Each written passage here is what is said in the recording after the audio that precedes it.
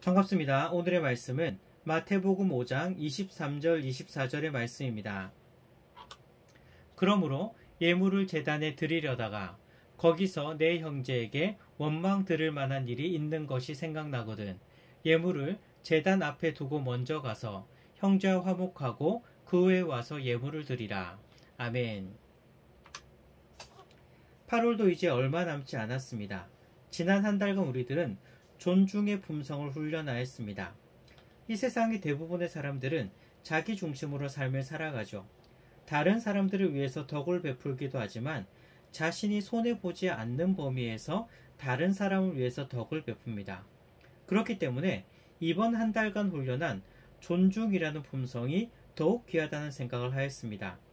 다른 사람을 위해서 내가 손해볼 수 있는 삶, 다른 사람의 유익을 위해서 내 자유까지도 기쁨으로 제한하는 삶이 더욱 귀하게 여겨졌습니다.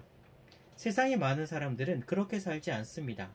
그렇기 때문에 우리가 그렇게 살아간다면 더더욱 이 시대 가운데 빛이 나는 것입니다. 그리고 이 빛은 세상을 향한 예수님 믿는 사람으로서의 밝게 빛나는 빛이 되어질 것입니다. 한 달이 거의 끝나가지만 그러나 계속해서 존중의 품성을 훈련하고 이 길로 걸어가시는 성도님들이 되시기를 소망합니다. 오늘 함께 나눌 세부 실천 사항은 갈등의 해결점을 찾는다는 것입니다. 나와 함께 관계를 맺고 살아가는 사람들, 내가 섬겨야 할 사람들은 내가 선택한 것이 아니라 하나님께서 내게 보내주신 사람들입니다. 그렇기에 함께 살아가는 사람들과 항상 좋은 관계로 살면 얼마나 좋을까요? 하지만 실제로는 그렇지 않습니다. 여러 가지 이유 때문에 주변의 사람들과 불편한 관계가 맺어지기도 합니다. 나랑 생각이 맞지 않아서든지 아니면 사소한 일로 다투었다든지 여러 가지 이유가 있겠죠. 그런데 이러한 불편한 관계가 어떤 때는 빨리 해결되어서 다시 좋은 관계로 회복될 때도 있지만 또한 어떤 때는 불편한 관계를 제때 풀지 못해서 굉장히 오랫동안 지속될 때도 있습니다. 그리고 더 심하면요, 그 불편한 관계가 너무 오래 시간이 지나서 이제는 어떻게 풀어야 할지도 모를 때도 있습니다. 결론부터 말씀드립니다. 그래도 풀어야 됩니다. 어떻게 풀어야 할지 도무지 모른다 하더라도 그래도 풀어야 됩니다. 함께 고민해 봅시다. 오늘 본문을 먼저 봅시다.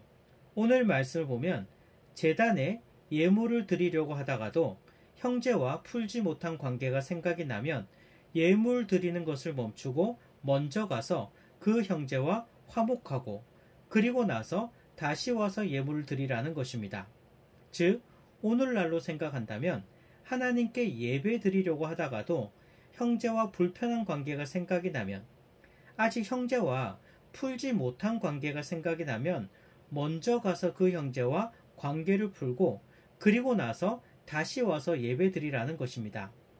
물론 이 말씀을 가지고 예배보다 형제와 화목 관계에 더 중요하다고 해석해서는 안 됩니다.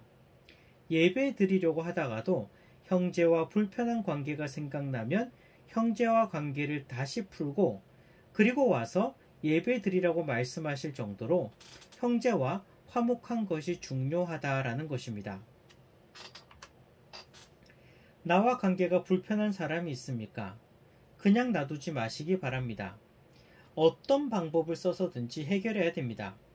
한순간의 이유 때문에 관계가 서먹해졌는데 그 순간 풀지 않으면 시간이 지날수록 풀기가 더 어려워지는 경우가 많습니다.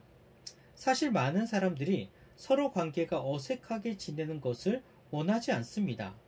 어떤 이유로 한순간 서먹해졌는데 화해할 타이밍을 놓쳐서 회복하지 못하는 경우가 꽤 많은 것입니다.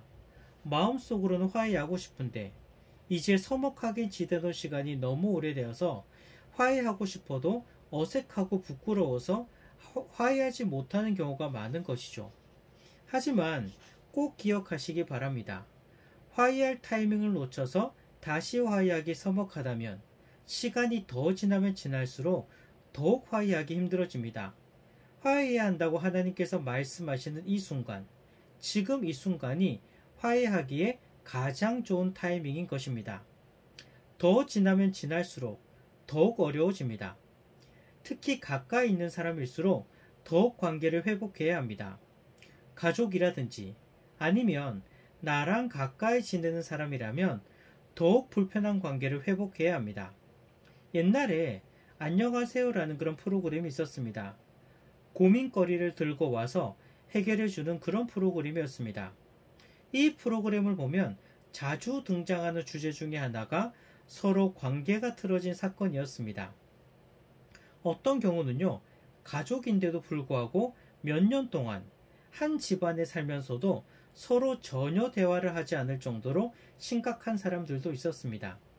그런데 참 많은 경우 속마음을 들여다보면, 그리고 속마음을 들어보면 자기도 참 많이 답답했다고 합니다.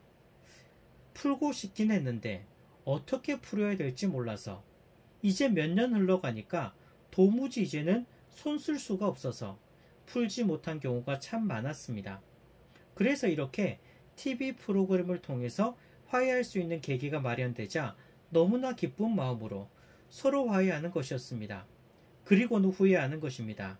이렇게 속 시원한데, 이렇게 마음 편한데 지금까지 왜 그렇게 답답하게 가슴 졸이며 살았는지 후회가 된다는 것이었습니다. 그런데 문제는요, 가족들 간에 이렇게 불편한 관계가 되면, 친구들 간에 불편한 관계가 되면, 혹은 같이 일하는 사람들끼리 불편한 관계가 되면 그 두 사람만 어색해지는 게 아니라 전체 분위기가 엉망이 되어진다는 것입니다. 예를 들어 가족들 중 형과 동생이 몇 년 동안 전혀 대화도 안 하고 살아가는데 집 분위기는 어땠을까요? 단 둘의 문제가 아닙니다. 공동체 전체 분위기가 엉망이 되어지는 것입니다. 그러니 풀어야 됩니다. 지금 나와 불편한 관계에 있는 사람이 누구입니까? 풀고는 싶은데 너무나 오래되어서 이제는 풀려고 하니까 어색합니까? 하지만 시간이 지날수록 더 어색해집니다. 지금 이 순간이 그나마 풀기 가장 쉬운 때입니다. 또한 풀고는 싶은데 어떻게 풀어야 할지 그 방법을 모르겠습니까? 그렇다면 기도하시기 바랍니다. 기도하면서 어떻게 풀어야 할지 지혜를 구하시기 바랍니다. 하나님께서는 기도하는 우리들에게 관계를 풀 수 있는 방법을 주시고 그 상황을 만들어 주실 것입니다. 풀고 나서는 이렇게 생각할 것입니다. 푸니까 너무 좋다. 진작 풀 걸 그랬다. 하면서 말이죠. 오늘 관계를 회복하는 날로 삼읍시다. 먼저 손 내밀고 다가가시는 성도님들이 되시기를 소망합니다.